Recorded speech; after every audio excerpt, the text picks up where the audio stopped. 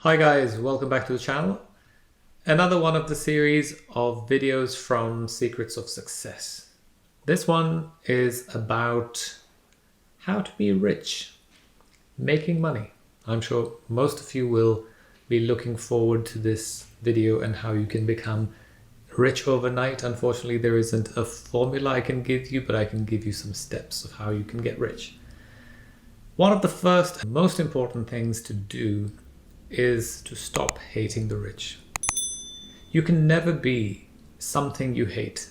So if your brain hates them, you're jealous of them, you're exuding this negativity from within, and that is going out to the universe. As I said in one of my other videos about laws of attraction, if you send out hate and negativity, you get hate and negativity back. If you hate the rich, then you are never going to become rich, because that's not what your brain and your energy is exuding. So that's the first and the foremost thing.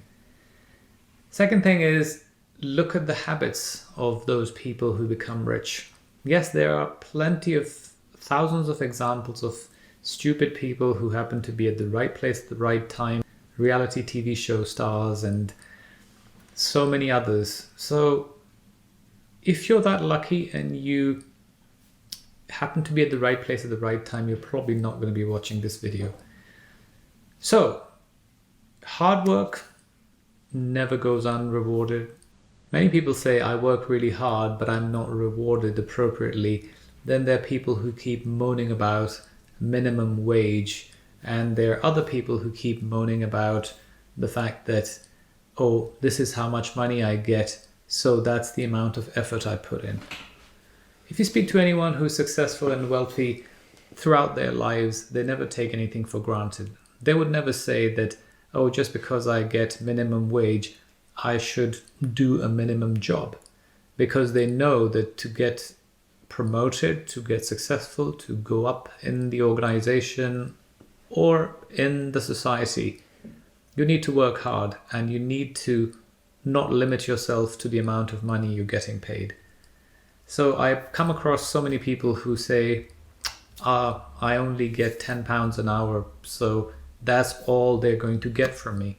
First of all, my question to those people is, who dragged you into that job? Did someone put a gun to your head and say, take this job because that's all you're going to get?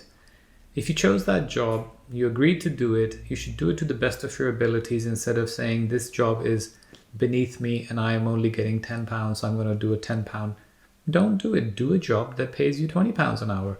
No one is stopping you. And if you can't get that job, then maybe you're not good enough to do that job, or the circumstances are not right, whatever the situation may be. But if you're the one who's putting negativity into your own world, into your own life, into your career, you can't blame someone else for it. So every day when you're going to work and you're miserable, it will show in your work. It will show to your colleagues, your bosses. So when the time comes for a promotion or a pay rise, they'll look at the person who's really happily doing that £10 an hour job and not moaning about it. Whereas when the time comes to fire people or reduce staff, they'll look at the moaner and say, that person doesn't put enough effort, they're always miserable, get rid of them. So you create your own future. The other thing is to be patient. Some people get rich overnight. It's again luck, just the same way some people are born beautiful. Some people are born physically fit. Some people have diseases, missing organs. This is just luck. You can't change that, and you can't blame someone for it. If someone got lucky, they got rich overnight, great. But you have to have a 3 to 5 year plan. You have to be patient, and you have to think about what you are going to do. No one's going to change your life. Your boss doesn't give a shit, because the boss has 12 other people to care about, and their own job, because they also have a boss.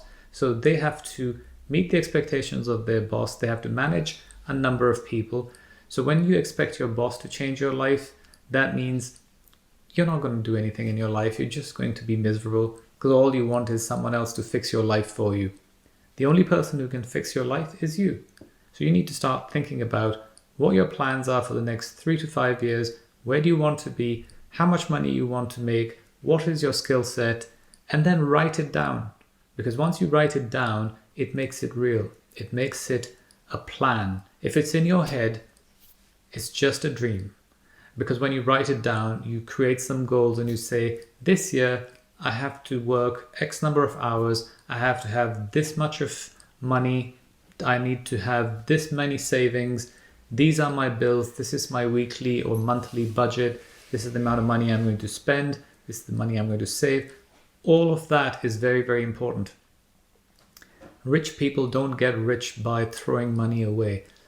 So if you are wasting your money on little presents to yourself here and there, while there's someone else who's saving it, you're going to lose. And I said it in one of my other videos, instead of buying 20 cheap things, buy one expensive thing. So instead of buying yourself little cheap presents that are worth nothing and they're going to be gone and destroyed and become useless, even if it's clothing, if you buy one piece of nice clothing, you can wear it 100 times and it will still look good. You can buy 20 pieces of cheap clothing. Every time you wear it, you look cheap, you look poor. It won't give you the satisfaction you need and it will be gone and destroyed. So all of these things are so important, and you're the only person who can change your life, because no one else has the control, the power.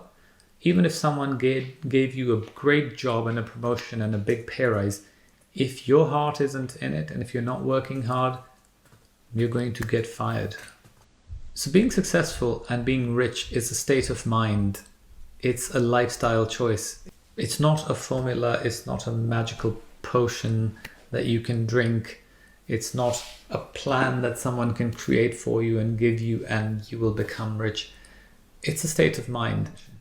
When I say poverty is a choice, I'm not saying that everyone who's poor is poor, but there are people who don't do enough in their life, and therefore what they get is what they put out. Yes, I understand some people don't have the physical abilities, mental capabilities, physical strength, right education, all of those things. So let's put those aside. I'm talking about people who are capable of doing certain things and still don't do it. That's why I think poverty is a choice. If you want to make money, there are thousands of ways you can, but if you are lazy, then you can't be jealous and envious of people who are not, because you are making a choice. I have hundreds of examples of these things in my life where I'll call cleaners to clean my house and they won't turn up. Last minute, they'll give me an excuse as to why they can't come. And I don't know their full circumstances, but it's an ongoing theme.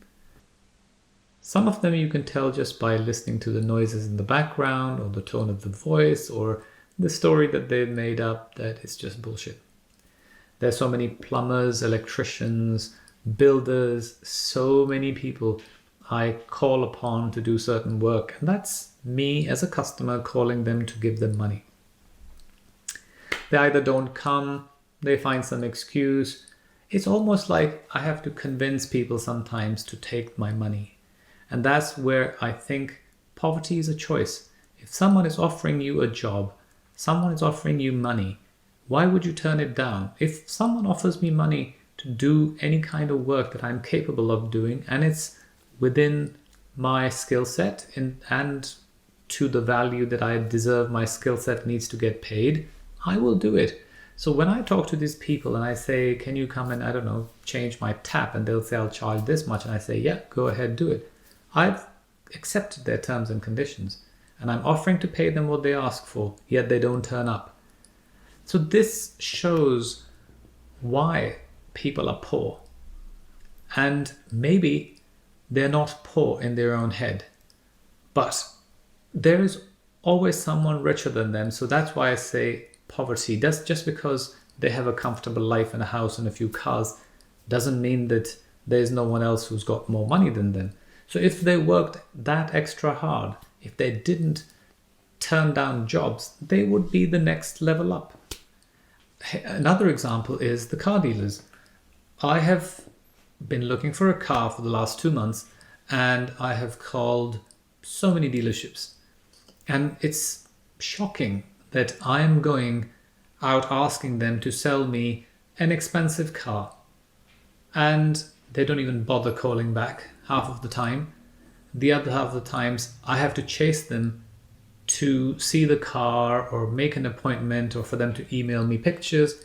I just think, you're so lazy, you don't deserve my business.